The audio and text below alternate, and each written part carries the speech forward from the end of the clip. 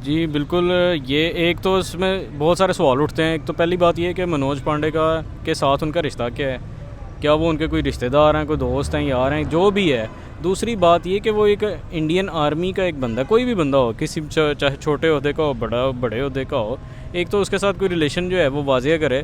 दूसरा इसमें मैं समझता हूँ कि आज़म खान स्वाति के साथ जो लोग खड़े हैं उनको, जो उनके हलके के लोग हैं, सबसे पहला राइट उनका है कि वो ये सवाल उससे जाके पूछें कि भाई ये तुमने ये जो हरकत की है ये किसके, वो एक नुमाइंदगी कर रहा है ना, अपने हलके की भी कर रहा है, अपने सूबे की भी कर रहा है, अपने मुल्क की भी कर रहा है। तो वो उससे जाके पूछेंगे, उसके ख़ास तौर पे जो पीटीआई के सपोर्टर हैं, अगर तो वो खुद मुहिब वतन हैं तो अब उन पे फ़र्ज़ है कि वो उससे जाके पूछेंगे भाई ये जो तुमने हरकत की है। बाकी मामला अपनी जगह, हमारी अंदरूनी सियासत अपनी जगह। जब एक पता है कि एक मुल्क के साथ एक लंबे अरसे से कॉन्फ्लिक्ट चल रहा है कश्मीर इशू के ऊपर, पानी के ऊपर, और वो इंटरनेशनल लेवल पे हमारे ऊपर एक दहशतगर्दी का लेबल लगाने में पूरा शामिल है। मैंने भी ये न्यूज़ सुनी थी, तो ऑब्वियसली सबका अपना अपना जो है इस पर रिएक्शन होगा। जो मैं मतलब कि टू बी ऑनेस्ट कहूँ तो सबसे पहले आप इस चीज़ को देखें कि जब अभी तुर्की में ज़लज़ला आया तो उन्होंने आपके साथ मतलब कि क्या कोऑपरेट किया, क्या उन्होंने कोई इमदाद की या नहीं की? क्या अगर मतलब कि हमारा कोई फ्लड आ गया या कोई इस तरह का कोई डिज़ास्टर आ गया,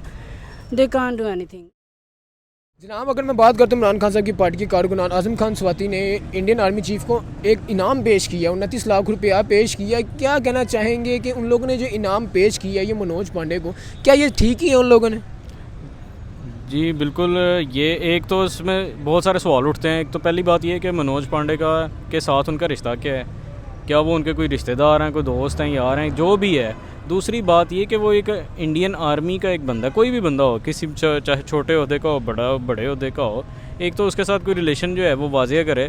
दूसरा इसमें मैं समझता हूँ कि आज़म खान स्वाति के साथ जो लोग खड़े हैं उनको, जो उनके हलके के लोग हैं, सबसे पहला राइट उनका है कि वो ये सवाल उससे जाके पूछें कि भाई ये तुमने ये जो हरकत की है ये किसके, वो एक नुमाइंदगी कर रहा है ना, अपने हलके की भी कर रहा है, अपने सूबे की भी कर रहा है, अपने मुल्क की भी कर रहा है। तो वो उससे जाके पूछेंगे, उसके ख़ास तौर पे जो पीटीआई के सपोर्टर हैं, अगर तो वो खुद मुहिब वतन हैं तो अब उन पे फ़र्ज़ है कि वो उससे जाके पूछेंगे भाई ये जो तुमने हरकत की है। बाकी मामला अपनी जगह, हमारी अंदरूनी सियासत अपनी जगह। जब एक पता है कि एक मुल्क के साथ एक लंबे अरसे से कॉन्फ्लिक्ट चल रहा है कश्मीर इशू के ऊपर, पानी के ऊपर, और वो इंटरनेशनल लेवल पे हमारे ऊपर एक दहशतगर्दी का लेबल लगाने में पूरा शामिल है। मैंने भी ये न्यूज़ सुनी थी, तो ऑब्वियसली सबका अपना अपना जो है इस पर रिएक्शन होगा। जो मैं मतलब कि टू बी ऑनेस्ट कहूँ तो सबसे पहले आप इस चीज़ को देखें कि जब अभी तुर्की में ज़लज़ला आया तो उन्होंने आपके साथ मतलब कि क्या कोऑपरेट किया, क्या उन्होंने कोई इमदाद की या नहीं की? क्या अगर मतलब कि हमारा कोई फ्लड आ गया या कोई इस तरह का कोई डिज़ास्टर आ गया, दे कांट डू एनीथिंग। तो फिर अगर वो अपने, ये उनके मुल्क का मैटर है, वो जो मर्ज़ी करें। आप मतलब कि कौन होते हैं, आप उन्हें मतलब कि तोहफ़ा दे रहे हैं कि जी आप बड़ा ईमानदारी से, they are doing something for you? नहीं भाई, वो अपने लिए कर रहे हैं। जनाब, ओपन कैमरा में कहते हैं कि जी हाँ, इंडिया का जो यार है गद्दार है, और दूसरी जानिब इन लोगों को तोहफे पेश कर रहे हैं, इन लोगों को इनाम पेश कर रहे हैं, उन लोगों की होनेस्टी के ऊपर, ईमानदारी के ऊपर। जनाब, ये बात हजम नहीं हुई कि एक तरफ दोस्ती का हाथ भी बढ़ा रहे हैं, एक तरफ पीठ पीछे खंजर भी खोप रहे हैं। ये बात क्या समझ नहीं लगी हमें। ये तो बिल्कुल ऐसे ही है। ये तो अब बुरी तरह से बेनकाब अगर हो गया है तो मेरे ख्याल में अब आवाम को भी होश जो है संभालना चाहिए, होश के नाखून लेने चाहिए कि हम किन नुमाइंदों को जो है ये मुंह उठा के आ जाते हैं, अपने अपने हलकों में खड़े हो जाते हैं इलेक्शंस में, और लोग इनको वोट दे देते हैं बगैर सोचे समझे। कम से कम सोचना चाहिए कि भाई आपके पास क्या करैक्टर है ऐसा कि आपको क्यों वोट दिया जाए, और अगर ये इस काबिल नहीं है सारे, इनको आवाम को किक आउट करना पड़ेगा। ये मत सोचेंगे ये सारे काम जो हैं ये कोई इमरान खान आके करेगा, ये कोई और आके करेगा, आपका लीडर आके करेगा। कुछ चीज़ें, रिस्पॉन्सिबिलिटीज़ ऐसी हैं जो अवाम की करने वाली हैं, ये अवाम को करना पड़ेगा, अवाम को इनका गिरबान पकड़ना पड़ेगा। पहले तो आराम से पूछेंगे भाईजान आपने ये हरकत की क्यों, और जब की है तो इसकी वजह क्या है। ना वो आपका रिश्तेदार, ना कुछ और। इससे एक बात तो साफ वाज़ेह है कि उसके मनोज पांडे के साथ उसकी कोई ना कोई यहाँ तो कोई डील हुई है, उसने पैसे अगर उसके दिए हैं, 29 लाख रुपये का गिफ्ट दिया है या जो भी दिया है, एक तो अव्वल तो बनता नहीं है, क्लैरिफाई करे। क्योंकि अब अगर हाइप क्रिएट हो रही है मीडिया पे तो क्लैरिफाई करना तो उसका बनता है ना। अपने ऊपर उसके पहले भी बात एक जो आई थी उस पर उसने क्लैरिफाई करने के लिए मीडिया पे बड़ी प्रेस कॉन्फ्रेंसेस की, एस्टेब्लिशमेंट के ख़िलाफ़ भी बड़ा बोला।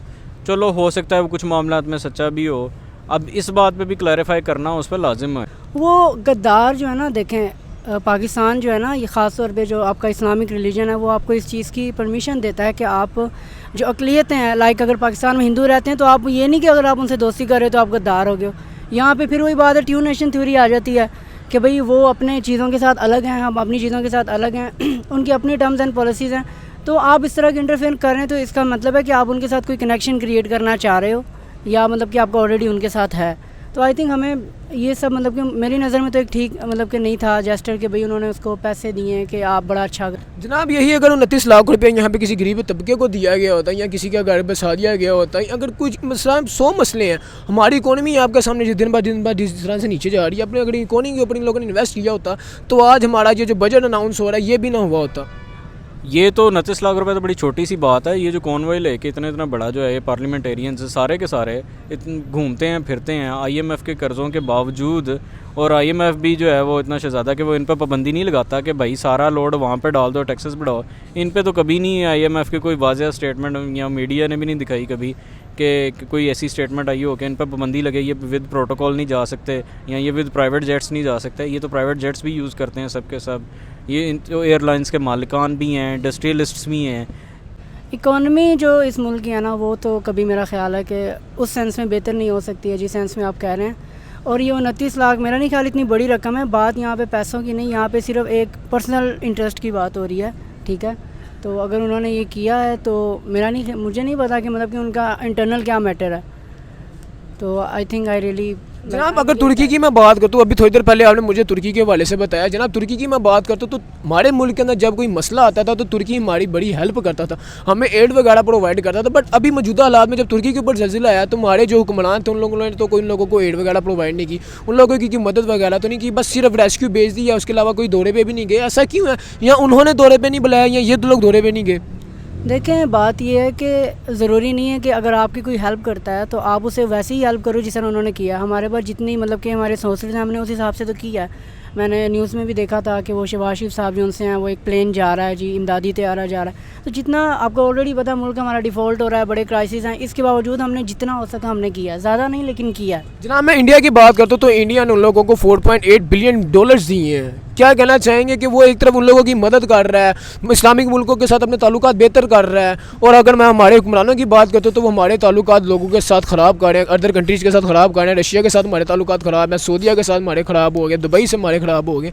ऐसा क्यों है? हमें अपने ताल्लुकात मज़ीद बेहतर करने की तरफ जाना था, और जब से शहबाज शरीफ साहब आए हैं ये ऐसा क्यों हो रहा है?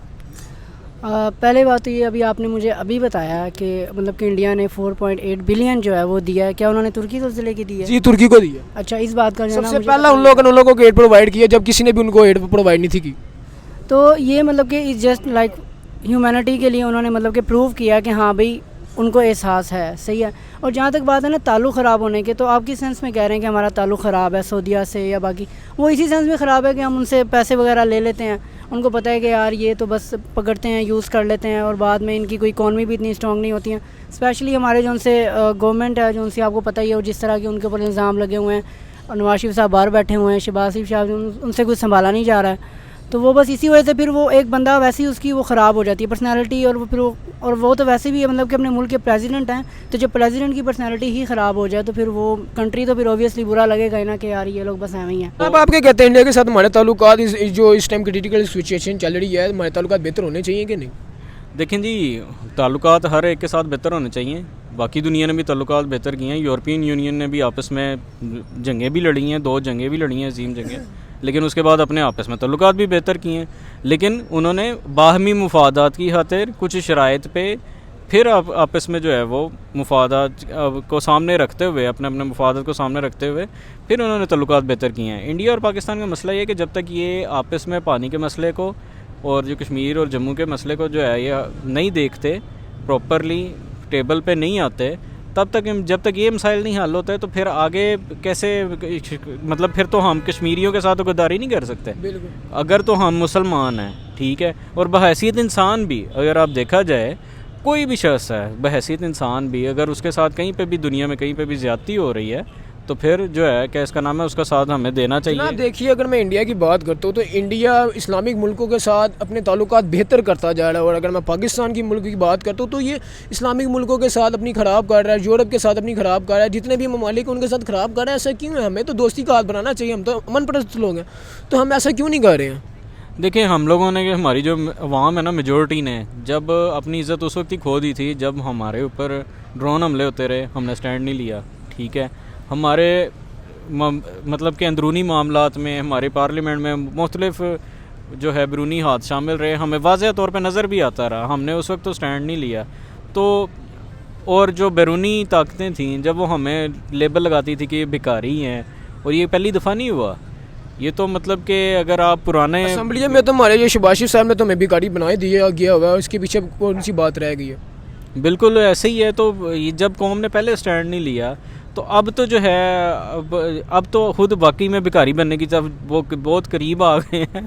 तो अब तो जो है वो स्टैंड ले भी लें तो शायद उस वो चीज़ तो नहीं होगी जो पहले थी, लेकिन जितना नुकसान हो चुका है वो वापस तो नहीं हो सकता। ये है कि मज़ीद नुकसान करवाने से अगर बचना है तो अभी तो स्टैंड लेना पड़ेगा कौम को, और इस चीज़ से बालातर होके कि कौन किस पार्टी को जो है वो फेवर कर रहा है, पार्टियों को साइड पे रखें, अपने अपने हलके के एमएनए एमपी से पूछें, भाई वो तनख्वाहें भी लेते हैं, प्रोटोकॉल भी लेते हैं, अयाशियाँ भी करते हैं, सब कुछ उन्हें मिल रहा है, ठीक है। तो उन चीज़ों से बालातर होके अपने अपने हलके के जो एमएनए एमपी हैं उनको पकड़ें, उनको सियासी लोगों को पकड़ें, कि सियासी अफराद को, उनके कारकुनान को, कि अब बाकी सारी साइडें चीज़ें साइड पे रख दें, ये किसी तरह सियासतदान है ना, सलूशन निकालना है किसी तरह, इनको वोट दे के पार्लियामेंट में बिठाया, इनकी जिम्मेदारी है सलूशन निकालना है। आखिरी पे क्या आप जवाब देना चाहेंगे इंडियन पब्लिक और पाकिस्तान पब्लिक को?